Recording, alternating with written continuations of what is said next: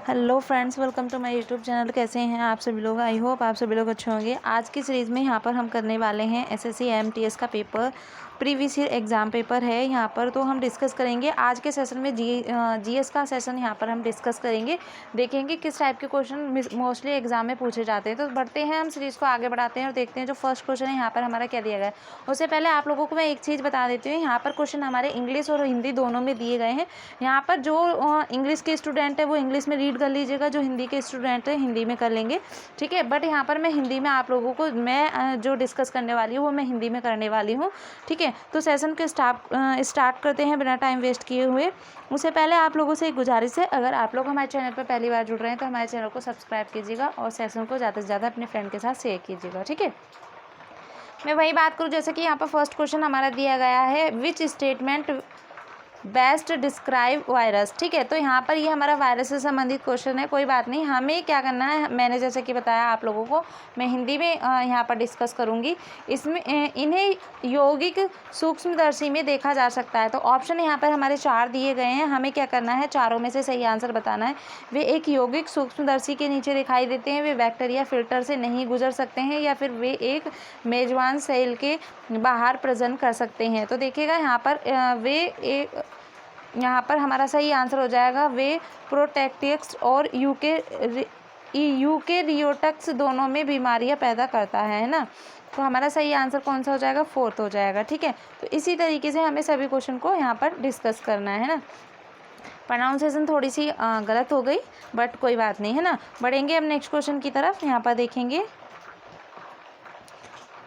Next question वही हमारा दिया गया है, देखिएगा, डैश 5 किंगडम्स स्कीम के दायरे में नहीं आते हैं। तो किसके दायरे में की बात की गई है, यहाँ पर किसके दायरे में नहीं आते हैं हमें यहाँ पर वो देखना है। सैलाब है, जीवाणु है, प्रोटोजोआ है, या फिर क्वक है, ठीक है। सही आंसर की बात करें, जो जीवाणु होते हैं वो 5 किंगडम स्कीम के दायरे में नहीं आते हैं। सही आंसर हो जाएगा जीवाणु, ठीक है। नेक्स्ट देख लेते हैं। और अगर नेक्स्ट की बात करें तो यहाँ पर देखिएगा नेक्स्ट क्वेश्चन हमारा दिया गया है, 1884 यानी कि 1884 में डैनिश चिकित्सा क्रिस्चियन ग्राम द्वारा, नेक्स्ट दिया गया हमारा, विकसित ग्राम प्रतिक्रिया का उपयोग केवल डैश के लिए किया जाता है। तो यहाँ पर किसकी बात की गई है, 1884 डैनिश की बात की गई है, यानी कि चिकित्सक क्रिश्चियंस दिया गया है। और वहीं बात करूँ तो यहाँ पर देखिएगा विकसित प्रतिक्रिया यानी कि ग्राम प्रतिक्रिया के बारे में दिया गया है, जो कि हमारा उपयोग केवल जीवाणु के लिए यहाँ पर किया जाता है। तो सही आंसर क्या हो जाएगा, जीवाणु, है ना, ठीक है। नेक्स्ट देख लेते हैं क्वेश्चन, ओके। नेक्स्ट क्वेश्चन दिया गया है यहाँ पर देखिएगा, अगर मैं बात करूँ, सभी जीवों के 2 नाम होते हैं। पहला उनके वंश को दर्शाता है, वहीं बात करूँ अगर मैं, दूसरा उसके निम्न का संकेतन होता है। तो जगत होता है, गण होता है, जाति होता है, वर्ग होता है। तो देखिएगा जो जाति होता है उनके 2 नाम होते हैं, पहला वो अंश को दर्शाता है, दूसरा निम्न का संकेत देता है, ठीक है, संकेत देता है, ठीक है। बढ़ेंगे नेक्स्ट क्वेश्चन की तरफ। और सेशन कैसा लग रहा है तो ज़रूर कमेंट करके बताइएगा। बढ़ेंगे यहाँ पे नेक्स्ट क्वेश्चन जो है वो दूध को यहाँ पर देखिएगा, प्रमुख घटक इसमें 85.5% से 88.7% तर्क होता है, निम्न है। तो यहाँ पर अगर हम सही आंसर की बात करें, जल है, लैक्टोज है, वसा है, प्रोटीन है, तो जल हो जाएगा, जो कि दूध का प्रमुख घटक होता है, और उसमें 85% से 88.7% तक होता है, ठीक है। अगर हम बात करें गाय के दूध की बात करें या फिर भैंस के दूध की बात करें, ठीक है ना, क्योंकि यहाँ पर दुग्ध की बात की गई है, कोई पर्टिकुलर नाम नहीं दिया गया है किसके बारे में, ठीक है ना। नेक्स्ट देखते हैं और नेक्स्ट क्वेश्चन की तरफ मूव करते हैं, ठीक है। अगर नेक्स्ट क्वेश्चन की बात करें तो देखिएगा यहाँ पर नेक्स्ट है हमारा, लैक्टोज दूध में डैश के रूप में पाया जाता है। देखिएगा जो लैक्टोज है वो क्या है, यहाँ पे बात की गई है, आयनिक विलयन है, पायस इमोलेंस है, या सत्य विलयन है, कलील कोलाइड्स है। तो अगर हम बात करें, जो अगर यहाँ पर लैक्टोज दूध की बात की गई है, सत्य विलयन हमारा करेक्ट आंसर हो जाएगा।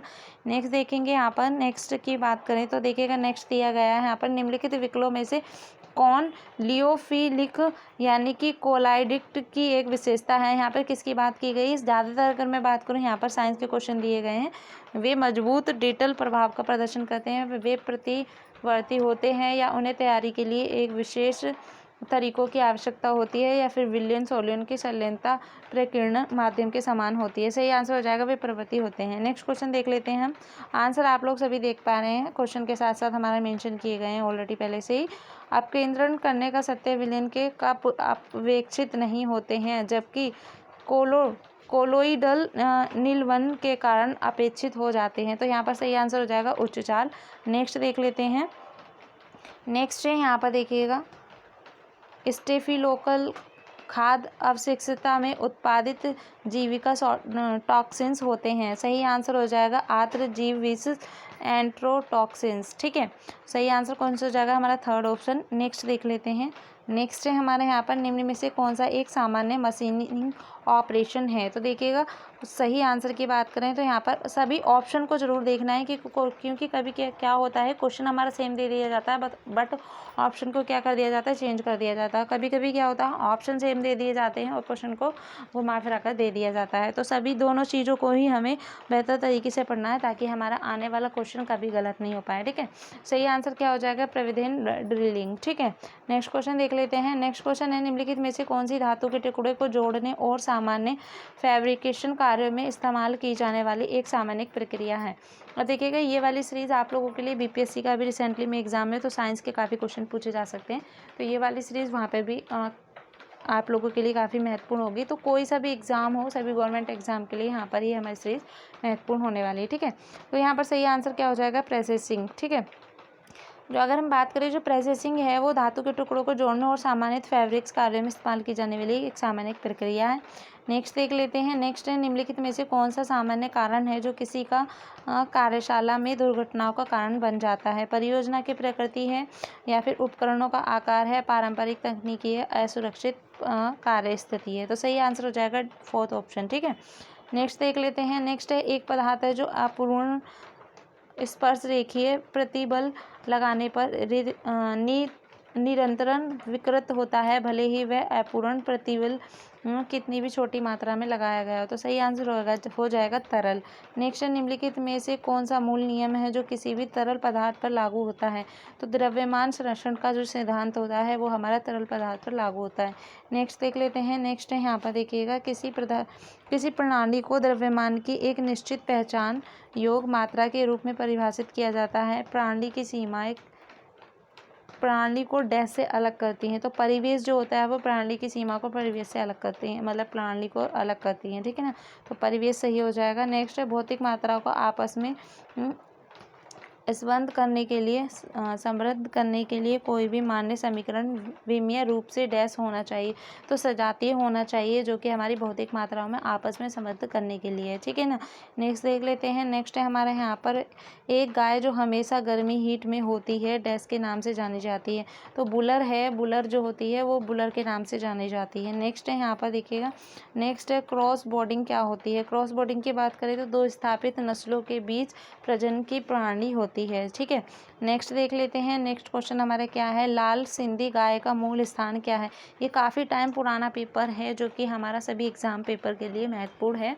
तो देख लेते हैं, पाकिस्तान के कराची और हैदराबाद। ठीक है, नेक्स्ट क्वेश्चन हम बढ़ते हैं। नेक्स्ट क्वेश्चन क्या दिया गया है, पशुओं में निर्जलीकरण का प्रतिशत यानी कि कितना प्रतिशत मृत्यु का कारण बन जाता है। किसकी बात की गई है, निर्जलीकरण की बात की गई है, जैसे कि देख पा रहे हैं आप। तो सही आंसर हो जाएगा हमारा 14% और ऊपर। ठीक है, उसके ऊपर भी हो सकता है, पॉइंट्स में दिया गया हो तो आप पॉइंट्स में टिक करके सही आ जाइएगा। ठीक है।